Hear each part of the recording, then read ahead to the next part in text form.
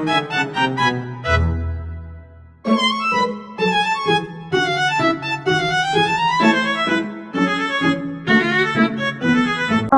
wabarakatuh. Pada kesempatan kali ini, saya Indah akan menjelaskan materi tentang tujuan pendidikan Islam yang saya susun berdasarkan hasil kajian dari beberapa jurnal ilmiah. Mari kita mulai. Pada pendahuluan, pendidikan Islam memiliki tujuan yang sangat penting, yaitu membentuk manusia yang seimbang antara jasmani, rohani, dan akal. Jadi, pendidikan Islam tidak hanya membuat seseorang cerdas secara intelektual, tetapi juga beriman, berakhlak, dan bermanfaat bagi masyarakat.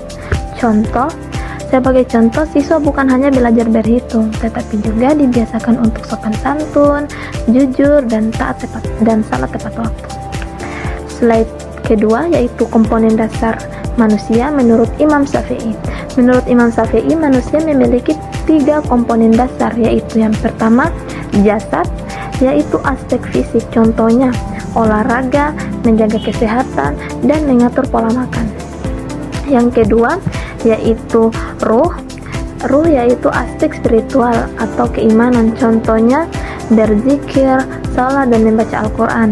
Dan yang ketiga atau yang terakhir, yaitu akal.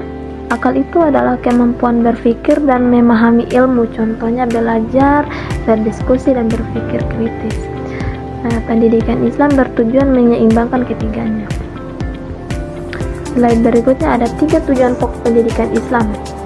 Abdurrahman Saleh Abdullah menjelaskan 3 tujuan pokok pendidikan Islam. Yang pertama, ahdaf al-jismiyah, yaitu tujuan jasmani. Tujuannya adalah membentuk fisik yang kuat dan sehat, contohnya kegiatan olahraga di madrasah. Dan yang kedua, ada ahdaf al-ruhiyah, yaitu tujuan spiritual untuk menumbuhkan keimanan dan ketakwaan, contohnya pembiasaan salat berjamaah di sekolah. Dan yang ketiga atau yang terakhir, yaitu tujuan akal, mengembangkan kecerdasan, kreativitas, dan kemampuan berpikir, contohnya membaca cerdas cermat atau diskusi ilmiah. Dan yang slide berikutnya itu standar pengelolaan pendidikan. Pendidikan Islam harus mengacu pada standar nasional pendidikan yang meliputi perencanaan, pelaksanaan, dan pengawasan. Contohnya itu misalnya sekolah membuat RPP berbasis nilai-nilai Islam dan melakukan evaluasi rutin untuk meningkatkan kualitas pengajaran.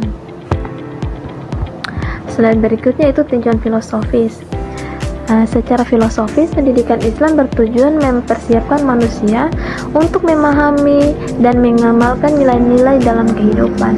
Mengamalkan nilai-nilai Islam dalam kehidupan. Pendidikan Islam memiliki tujuan umum dan tujuan khusus. Tujuan umum adalah mencetak insan kamil, yaitu manusia yang taat kepada Allah dan berakhlak mulia. Dan yang kedua adalah tujuan khusus, misalnya melatih siswa agar jujur, amanah, disiplin, dan bertanggung jawab dalam kehidupan sehari-hari. Slide berikutnya yaitu Al-Quran dan Hadis. Berdasarkan Al-Quran dan Hadis, tujuan pendidikan Islam adalah meningkatkan keimanan dan ketakwaan, membentuk manusia sebagai khalifah di bumi, serta mengembangkan akhlak mulia. Contohnya itu, guru mengajarkan ayat tentang kejujuran, lalu siswa mempraktikkannya dengan tidak mencontek saat ujian.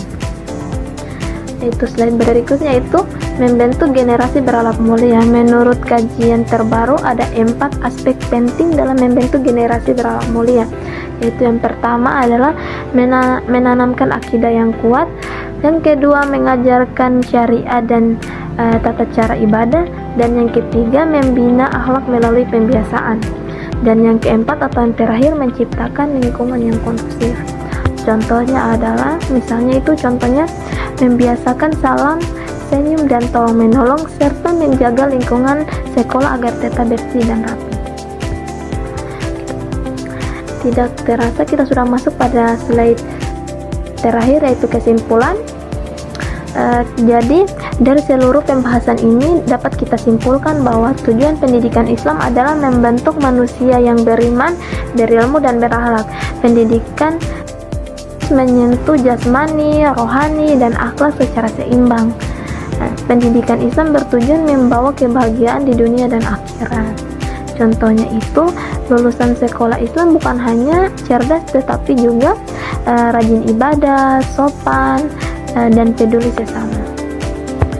Oke, sekian itu saja yang dapat saya sampaikan.